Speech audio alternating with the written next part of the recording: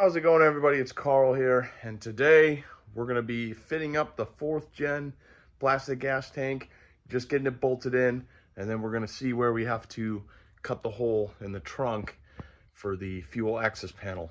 And before we do that, I want to share an update. We did get the 3rd gen rear end back, so it is fully assembled, and it has a pretty nice pattern on there. So that's, I think this side is going to be the coast side, and this is going to be the acceleration side. Let me try to get a better, but you can see how the pinion gear is on the ring gear, and it's a pretty good pattern. So, you know, at least the guy didn't have to do any extra work, you know, trying to shim everything or get it to fit right. He was able to execute this pattern, you know, just like the last one when he had all this stuff in the 4th gen rear that I also have back from him. So if anyone's looking for a 4th gen F-body rear housing, it's got new axle seals and bearings in. You just got to get the carrier and the ring gear set and all that, but $100. I mean, it looks nice, man. I mean, God, that paint job looks so good on it, dude. And then obviously we're gonna have to paint this one. This one is, you know, not too good looking. I mean, it's decent. It's a lot better than what that one started out as, so it shouldn't be as hard to make this one look like that. But it will take some time, but we're not going to do that right away. I think after fitting up the gas tank and getting the fuel access panel welded in and all that, then we will do this, and then we can kind of keep moving forward. And I still got to buy a fuel pump and some AN fittings and lines and stuff to redo the whole fuel system. So I probably should do new injectors on the motor too, just because we're replacing everything. But I don't know yet. I haven't decided, and we will see. We're still a little too early to tell what we're going to do yet. So, but yeah, today we're going to be doing the gas tank and all that. So I'm going to go upstairs and grab it and bring it down. We're going to bolt it in and see how it fits. I got the 4th gen tank here, and it looks like we're going to need to get some new insulators. I already lost a couple of them, but I'm sure we can find some foam insulators somewhere and get them stuck on there. But for right now, just test fitting it, not a big deal. And what I want to show you guys, so we got the super high pressure vent right here, and then we got this is the dealio that went to the charcoal canister. Obviously, we're going to be deleting that. So I'm going to buy a Holley fuel pump. It's going to be a dual 340. Their single 450 was, you know, it was kind of like pushing the limits of what I want to make in this car for horsepower and PSI wise. So I'm just going to run the dual 340, and I should be plenty covered for what is going to be thrown at this. And you guys got to remember, I want to make a streetable horsepower car, not a, you know, full-on drag strip car. I want it to be able to put the power down on the street and go. That's my goal. So with that Holley fuel pump, it does come with a vent line that you can hook up and you know, keep it separate. You can buy, they have kits for the evap stuff, like the canister and stuff. You could buy the fittings and connect it all to that, so it can be EPA compliant or emissions compliant. That's not what we're doing here, since we don't have emissions here in Minnesota, so that's fine. So I was thinking, off the fuel pump, we'll run the old vent style cap off that tank, and then what we could do for these two is we can just put different rubber hoses on and have like a little mini air filter on, so it's venting that way too. So, because I've heard if you don't do stuff like that, you'll have problems filling up the gas tank because there'll be too much pressure and the gas won't be wanting to go in because there's too much pressure. So we're just trying to eliminate all that. And I was told by my buddy, because he tried that little plastic vent cap deal, and he said he ran into that issue. But then he told me he had both these just capped off, so that might be why he was having trouble. So I don't know. So if that doesn't work, that's an easy fix, and we just put a little mini air filter on there, and that should be, and he said it vented fine. So we could just cap that off, just match what he does, and go with that. I don't know yet, but that's what's going to be happening with that. So we're going to be deleting all that pretty much anyways, and we'll figure it out though. All right, so let's just get this bolted in, and I got the bolts down there. The straps are already, the new straps, stainless steel straps, are already on the car. And then, actually, I got to put some tape over the hole, and then we can see where we got to cut the hole. By what it looks like the fuel pump is back a little farther compared to the 3rd gen one. Not by much, but it is a significant amount. So we'll see what happens there. So yeah, let's just get it bolted in, see what we got. I'm underneath the car.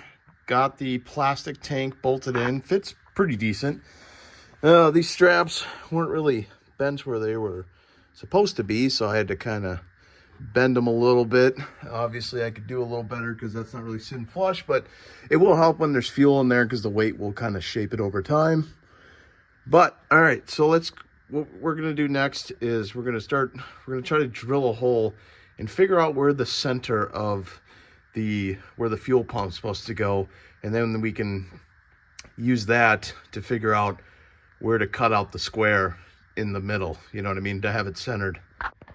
I got a hole cut, and I can see we'll have plenty of room if I just follow the outline of how I got the bracket right now, and that should work pretty good, I think. I'm still debating how far back I should go, like how I want it to sit. I'm thinking somewhere kind of in the middle like this would work out good. And I think I'll just draw up a line, and we'll cut the rest out, and we'll see where everything is. Because I can see the edge of the tank, where the bump up is right here, so we'll have plenty of room there. We'll have plenty of room on this side. I am pretty backed up on the edge here, so I'm as far back as I can go, and that's where it's got to sit. So here's where I'm at. I got the hole cut out. I got it kind of fit up. The only thing I did make a mistake, I kind of went a little ham on the die grinder just to get it to kind of fit, but not a big deal. We could do the old coat hanger trick where when you're welding, you hold a coat hanger in there, and that'll fill the gap. This isn't like anything structural or anything, it's just sheet metal, so we're not really concerned about the quality of welds, I should say. But what I do need to do, I need to go to Harbor Freight, and I got to buy more of these magnets, these fabricating magnets, just so I can put one like here, right? Maybe put this one over there, one here, one there. I don't know if they come in a pack of 3 or 2. I'm not really sure. Or they're single packs. And once we get that, we can kind of fit it just a little bit better. And we need to also get some welding blankets. I got to cover the interior with welding blankets because I do not want to set this car on fire. So that's what we got to do at Harbor Freight. So let's go run and get those supplies, come back, and we can get this thing welded in. I'm back from Harbor Freight. I got 3 more magnets. Everything seems to sit nice and ready to weld in. We got the blankets, we got the blowgun. We should be ready to just go ahead and weld. I don't see an issue with any of that. So I think I'm just gonna start maybe here, work my way around. Once I get that tack, then we can kind of go that way, you know what I mean? So we'll just see how it goes here. So we'll just put a few tacks in and see what happens. Alrighty, I got the top all welded. I even x-rayed it just to check. So we'll grind down the welds, and I took off some of those brackets. I even took off the middle one. I don't know what it's for, and I don't need it. So I took it off, and so all I got to do is grind down the top welds. We'll x-ray it again, and then we'll go down and we'll weld the bottom just so it'll be easier to seam seal. And then that should be that. And then we can paint it and go on from there. All right, so I kind of went to town. I ground down the welds. I didn't really do them all that way flush. I didn't really need to because you got to remember there's going to be seam sealer there. And I went underneath, I prepped the car as well, scuffed everything, sanded it just like up here, taped it off.